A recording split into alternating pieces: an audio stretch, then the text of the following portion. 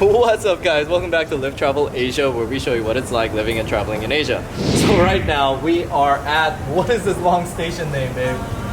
Zhongjiao Fuxing Station, which is actually only a couple stations away from the Taipei main station. And we're gonna be heading over to Jiufen, which is possibly the most popular tourist attraction out here in Taiwan. So that's exit number 2. You'll be coming out, making a right to the bus stop right there and trying to catch that 1062 bus.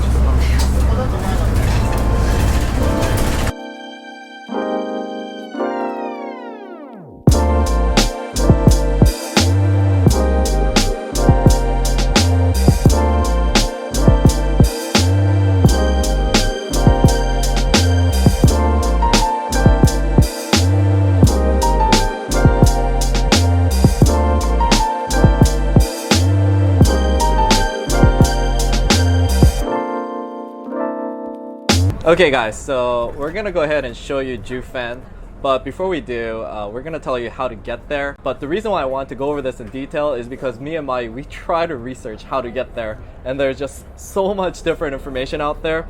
But what we find is obviously there's many different ways to go. Most of the other vloggers seem to be just taking a train from Taipei main station to either Keelung or Ruifeng, and they take a bus to Jiufen. But we don't want to have to deal with that because there's a lot of transfers that are involved. So the way that we're going is just took a bus. It's 1062. I've had like mixed information as far as how easy it is to get it, but as you saw, like we got right to the station and this bus was waiting for us. We got on, there was no issues. And we're leaving at 4:25. I'm gonna go ahead and let you know how long it takes to get there, but it should take us right to Jiufen, so it's the easiest method of getting there. The reports say that the bus is super full, but it's sort of empty right now, as you can see. If you are gonna go with the train method though, most people go to Keelung station, and it seems like they take bus 788 or 1062 from there. But we're just getting on 1062 in Taipei, so that's less transfer, less hassle.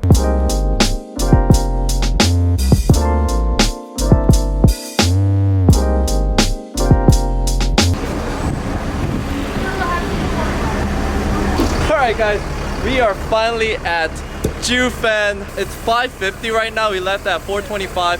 So it's over an hour ride, but the views are breathtaking because he's taking local roads around mountain passes and stuff. I was like responding to YouTube comments, etc., so I didn't catch all the views.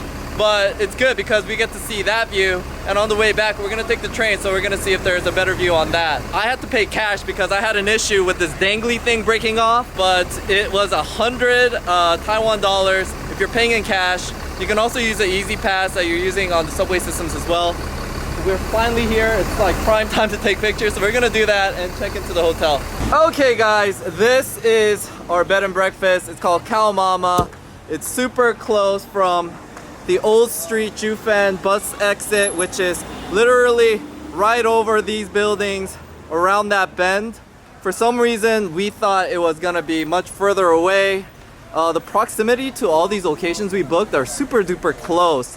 Go up the stairs. There is Okay guys, so we're at Khao Mama Bread and Breakfast. It is 1250 Taiwan dollars a night, which is roughly about $40 a night. We're gonna stay here for 2 nights, and I'm gonna let you guys know how it is, but I'm already really super stoked about the location. milk tea, coffee, and chocolate.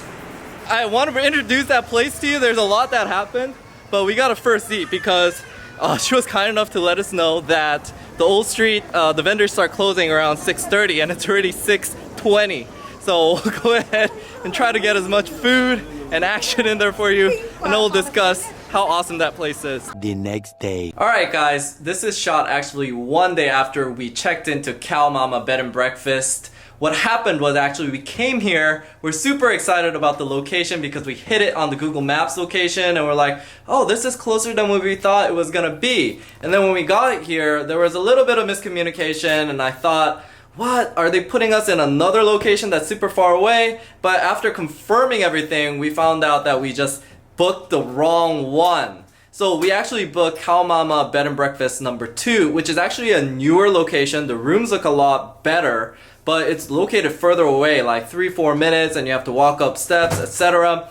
So we're a bit disappointed, and because we're disappointed, people here are super awesome. They upgraded us to this particular room at Khao Mama Bed and Breakfast 1, and instead of having us pay $200 for each night, we only had to pay 200 Taiwan dollars for both nights at 50% discount. And when we actually saw this room, we were super stoked about it because the view is amazing. And the location, it couldn't be any better as it's right next to the bus stop. It's really helping us save time. We just came back from Pingxi, and you'll see that in another vlog, but we're also going to do another vlog's worth of vlogging. So basically we fit 2 days into one just because how convenient the location is.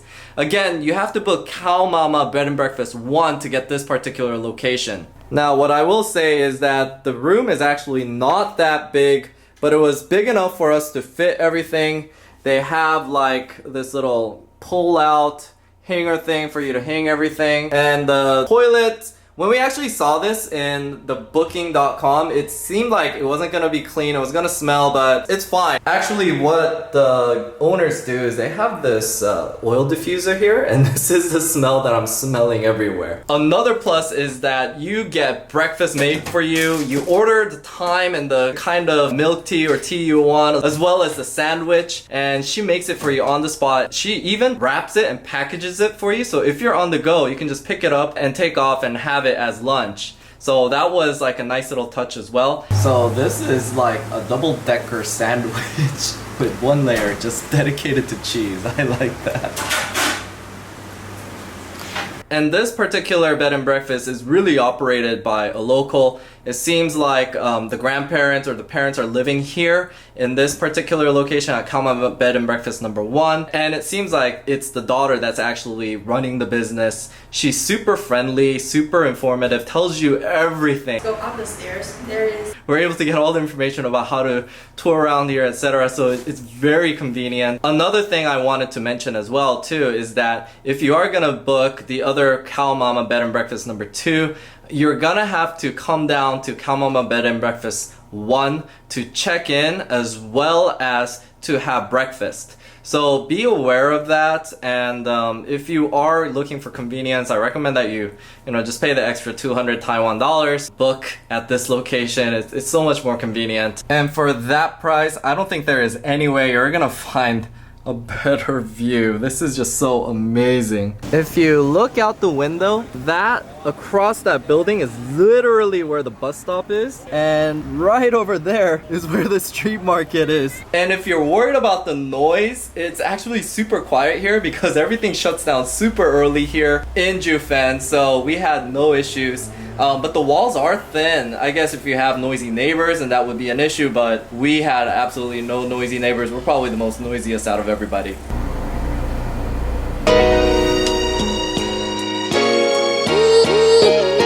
Thanks again guys for checking out the video. Hope you enjoyed it and found it informative. I know this was just a lot of information. It wasn't like one of our more fun vlogs, but I really wanted to do a series of all these hotel reviews here in Taiwan because that was possibly like the hardest thing for us to plan, and it's the most expensive thing.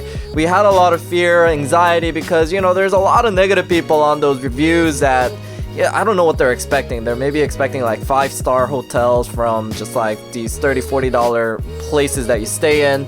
So I wanted to like maybe put to ease like some of your concerns and also sort of weigh the pros and cons of the different locations we've been to. I mean, honestly, at the price range that we were staying at these places, there were definitely trade-offs for certain locations, and we like some more than others, and hopefully this insight will help you plan, not make the same mistakes we did, or repeat the same success stories that we have and have a better trip overall, because Taiwan is really an amazing place. Anyways, I'm gonna just cut off here and throw in this little extra bit segment for those people who just want to see something a little bit enjoyable. We wanted to do a convenience store series, but we just got so like carried away with eating street food, and there's so much other food that we weren't able to complete it. So I'm just gonna throw this little segment that we tried to do but we couldn't complete. This is black tea. Same. Ta-da! Okay, so the first ice cream we're gonna try is potato with red bean. Hey. Let's see what this is about. This definitely seems like it's a local Taiwanese made ice cream. Maya can confirm that this is not Japanese. There's an actual potato chunk in there. Wow. Okay, this is actually a very familiar taste for Asians and Japanese. Red bean ice cream. But even without the potato, I would say this was a well executed red bean ice cream because it's very creamy. You get a mouthful of red bean flavor. If you've never had red bean ice cream, you should definitely try it. And even if you have, this is one of the better ones. But the sweet potato chewy thing I think is a little gimmicky because I can't really taste it. But you can definitely feel the texture. It's this chewy jelly that's in your mouth. It's certainly not bad. I like it. Just don't expect potato flavor out of it. Okay, so the next one is called Nucha. It's a milk tea. milk tea flavor with it's the pearls milk tea. apparently. Bolzon? What the? Berry tea. What flavor is it? Tea flavor. 100% selected tea leaf. Alright. You didn't even take a full bite. Is it tough? Because it's Hard? very like chewy. I would say. My teeth hurt. Hold on. Okay, let me try that. Berry tea. Surprisingly good. Oh, it's like a milk tea, but it has an even more authentic milk tea flavor than like all the different boba teas that we've had. It has that really authentic milk tea taste. Like you can feel like the burnt tea leaf sort of. I don't know. It's like Is there a boba in there? So it's basically the most delicious boba, but in an ice cream form, with the same milk tea. Is pearls in there? Okay, I'll be honest. The pearls aren't as chewy because it's in a frozen format, but it's still chewy. Jelly. We have got to try this. Okay, so we're trying to figure out how much it is, and all we know is that both of those ice creams were only 50 Taiwan dollars. So that's about $1.60. Trust me, you should have it. I mean, you're in Taiwan. I know a lot of people think, oh, 7-Eleven food isn't authentic local food. It'll be street food. But no, I would argue that 7-Eleven Family Mart food is the most authentic local food in any Asian country. This is what drives the country. Most people aren't, out early at 5, 6 p.m. eating at night markets. Asians are busy working until 7, 8, 9 p.m. They get out right before they go home. They drop by 7-Eleven, Family Mart. Family Mart and 7-Eleven feed the country. I am not paid by them to say that, but it drives Asian countries. That's misconception of the Asian people. No, my father doesn't do that. Well, He's not. no. And my mom, he doesn't. They're particular because her father works in the restaurant business, supplying high-end restaurants, so she's a little bit spoiled in that sense. But yeah, most budget-conscious poor people like us, me, would be eating 7-Eleven food. And I think 7-Eleven food, it's not a bad thing. It's delicious, This is like some of the most delicious stuff I've had here. You'd definitely be missing out if you don't try the 7-Eleven food of a local country out here because you think it isn't local and you're just at touristy areas, because that kind of stuff honestly usually isn't that local either. It's like local, but it's a local snack. It's not like an authentic food. Not really done with the authentic way that like your mother would make it. But whatever the case, everyone has their own thing of authenticity, and that's why we wanted to do this convenience store food series. It doesn't cost much, so like if you have a break or you don't know what to do, I would say try to pick up these things.